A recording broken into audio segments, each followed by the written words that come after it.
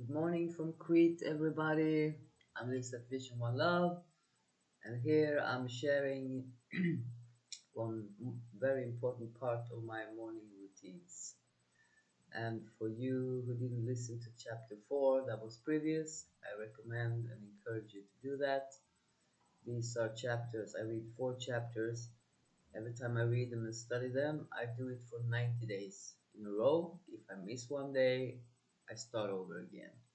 So this I printed only the 4 chapters from the book here, and this one has been taped and glued and it's falling apart. I've been reading it many times, and I recommend you to do that. So you really, because the mindset that we have in the mornings determine the whole day how it will work out later. So let's dive in. The next chapter is chapter 7. So I will start reading. Chapter 7. Gratitude. The illustrations given in the last chapter will have conveyed to the reader that the fact that the first step toward getting rich is to convey the idea of your wants to the formless substance. This is true, and you will see that in order to do so, it becomes necessary to relate yourself to the formless intelligence in a harmonious way. To secure this harmonious relation is a matter of such primary and vital importance that I shall give some space to its discussion here, and give you instructions which, if you follow them, will be certain to bring you into perfect unity of mind with God. And as I said earlier, you can change God and all those words that doesn't suit you to universe, source, higher power, or whatever word you want to use, because in the end it's just different words for the same thing. The whole process of mental adjustment and atonement can be summed up in one word: gratitude. First, you believe that there is one intelligent substance from which all things proceed. Second, you believe that this substance gives you everything you desire. And third, you relate yourself to it by a feeling of deep and profound gratitude. Many people who live their lives rightly in all other ways are kept in poverty by their lack of gratitude. Having received one gift from God, they cut the wires which connect them with Him by failing to make acknowledgement. If you look at gratitude, because everything is energy, and energy vibrates, that's the primary law of the universal laws, the law of vibration. And since everything is energy, everything is vibrating, even words, everything is on a frequency, and everything is vibrating. And gratitude is on the highest frequency. That's the frequency of abundance. You can never be at two frequencies at the same time. So to spend the time in the morning, one other morning routine I have is to write down 10 gratitudes, what I'm grateful for, and why I'm grateful for it. To really dig into the feeling, because whatever feeling you put there, the frequency, that's the frequency, is what creates momentum. Find the good instead of the bad. Look for what's right instead of what's wrong. That's determination. Which channel do you want to look at? You cannot watch 2 channels at the same time or listen to 2 radio stations. It's not possible to be grateful and complaining at the same time. So I encourage you also to write a gratitude list every morning. Do it for 30 days and you will see magnificent changes in your life. I continue. It is easy to understand that the nearer we live to the source of wealth, the more wealth we shall receive.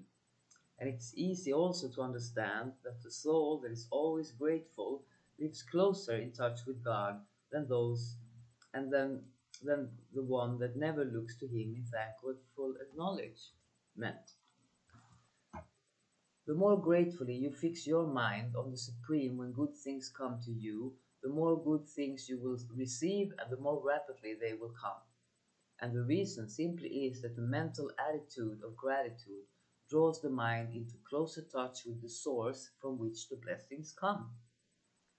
If it is a new thought to you that gratitude brings your whole mind into closer harmony with the creative energies of the universe, consider it well and you will see that it's true. The good things you already have come to you along the line of obedience to certain laws.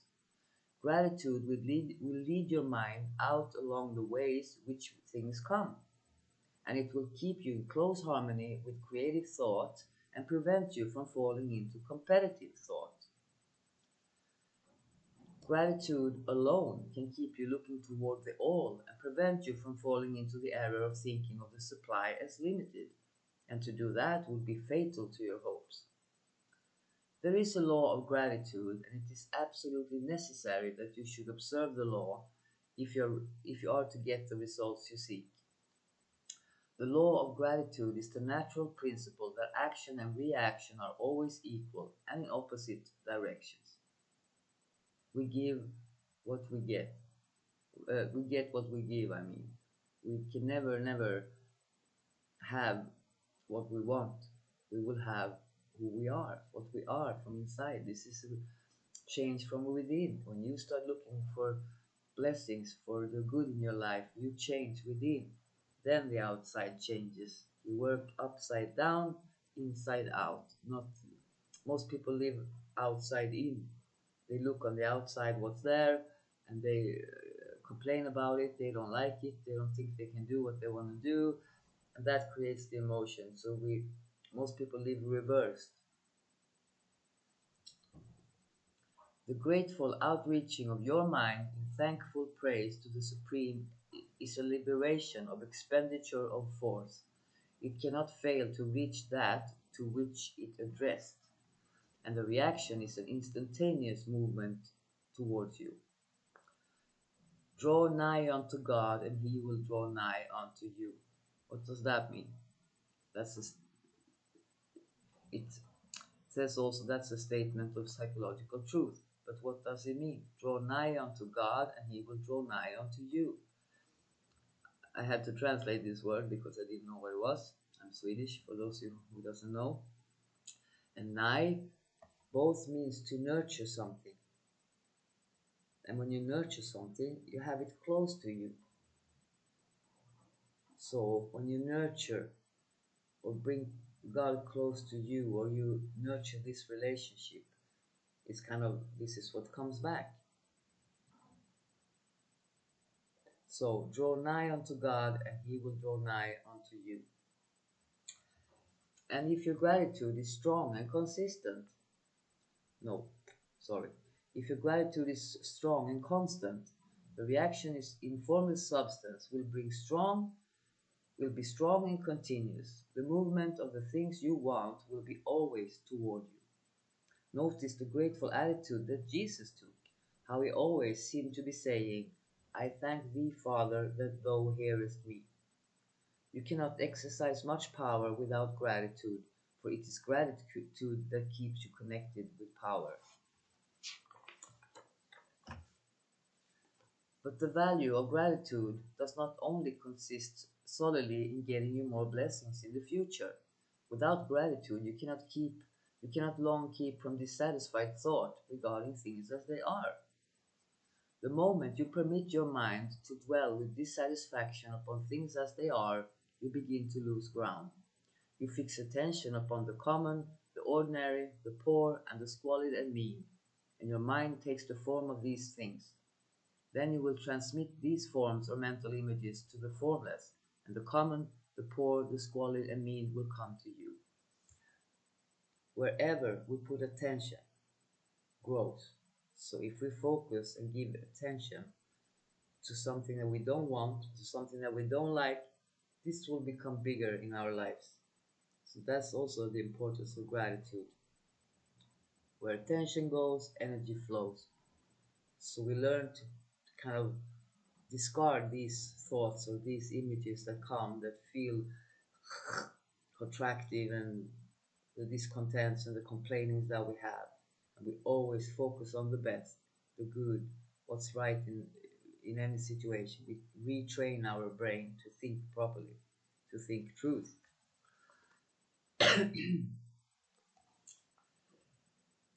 On the other hand, to fix your attention on the best is to surround yourself with the best and to become the best. Because we can never have what we want, we will get what we are.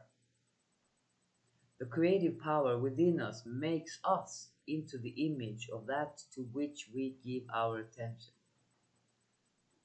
Self image is one of the most important things, and we change also the self image by focusing on the good, by becoming what we have in our vision. When we focus the thoughts on what we truly want, we have to become this person. If we were this person already, we would already have those results in our lives. So we have to be willing to change. And one very important step to change is to change the frequency, to be on an abundant frequency. And this we do with gratitude. We are thinking substance, and thinking substance always takes the form of that which it thinks about. The grateful mind is constantly fixed upon the best, and therefore it tends to become the best. It takes the form or character of the best, and will receive the best. Also, faith is born of gratitude. The grateful mind continually expects good things, and expectation becomes faith. The reaction of gratitude upon one's own mind produces faith, and every outgoing wave of grateful thanksgiving increases faith. He who has no feeling of gratitude cannot long retain a living faith, and without a living faith you cannot get reached by the creative method, as we shall see in the following chapters. It is necessary then to cultivate the habit of being grateful for every good thing that comes to you, and to give thanks continuously. And because all things have contributed to your advancement, you should include all things in your gratitude. That also means that all the memories we have in the past, they don't really exist because there is only now. But because we're humans, we live on this linear, the idea of this linear life. So looking back, find the good in that as well, because everything that happened in the past brought you where you are today. And even if you don't like it, trust me, it's good. For some reason, maybe later down the line, you will realize, oh my god, that was so awesome. Dalai Lama also has a saying which is, not getting what you want is sometimes a big stroke of luck. When we remove the ego and get in contact with our higher power or spirit and really start being close to universe, God, whatever we wanted to call it, miracles are happening, really. So include all your things in your gratitude. Do not waste time thinking or talking about the shortcomings or wrong actions of plutocrats or trust magnates. Their organization of the world has made your opportunity. All you get really comes to you because of them. Do not rage against corrupt politicians. If it were not for politicians, we should fall into anarchy, and your opportunity would be greatly lessened. For me, for instance, I never complain about rich people being rich because we have a relationship with money. And if we complain about money, if we think that the people who have a lot of money are thieves, they steal from the poor and they're bastards and da da da da da, which frequency is that? For me, I'm grateful for the bank system. If it weren't for the banks, I couldn't get the money from my clients, for instance. And if they take all this money as parachutes when they stop working, all the politicians taking this and that and whatever they do, I'm just grateful. Because of that kind of organization, I wouldn't be able to do what I'm doing here with you now. So I'm grateful. I don't waste my time complaining or having discontents with them making money. Money is just energy. We live in an abundant world. If we don't have the money in our lives, it's because there's something wrong with our thinking. Something in the hose is a block in the hose somewhere, so the water cannot come. Think about your relationship with money or anything else that you don't have that you want. God has worked a long time and very patiently to bring us up to where we are in industry and government, and He is doing right on with His work. There is not the least doubt that He will do away with plutocrats, trust magnates, and captains of industry and politicians as soon as they can be spared. But in the meantime, behold, they are all very good. Remember that they are all helping to arrange the lines of transmission along which your riches will come to you, and be grateful to them all. This will bring you into harmonious relationships with the good in everything, and the good in everything will move toward you. So, since he made a whole chapter on gratitude, you can maybe realize that gratitude is a very, very important subject to focus on. And we can, everything is a blessing. Everything that happens is a blessing. And if we just remember that and find the good, find the gratitude in everyday living, life turns around. And if we are grateful already, we can even be even more grateful. We will not be perfect ever. Our spiritual DNA is perfect, but as humans, we are not perfect and we will never be perfect. But we grow and we get better and we become more aware every day. So I encourage you to write a gratitude list for 30 days and see what happens. And I tell you, after that, you will never stop with the gratitude list. Even Bob Proctor, I have to tell you this story before we wrap up. He had this really wealthy business owner who came to him for help because his business was going off track. And Bob was listening to this guy and at the lunch meeting, and he said, "So, what am I going to do to get my business back on my feet, on the feet?" And Bob Proctor said to him, "Okay, I want you to write three gratitudes every morning for a month." And this guy thought he was joking. He's like, "Yeah, okay. Now tell me the real stuff. What should I do?" And Bobby said, "No, I'm serious. Write three gratitudes and why you're grateful for them every morning for 30 days, and then we talk." And this guy is like, "Okay." But he did it. And after 1 month, when they spoke again, this guy was so happy. He said, "Oh, my business got back on feet and this happened, and you have no idea." And he was amazed by all the miracles that happened. Money came from here, money came from there. He met this person who helped him with that, and and his business was better than it ever was before.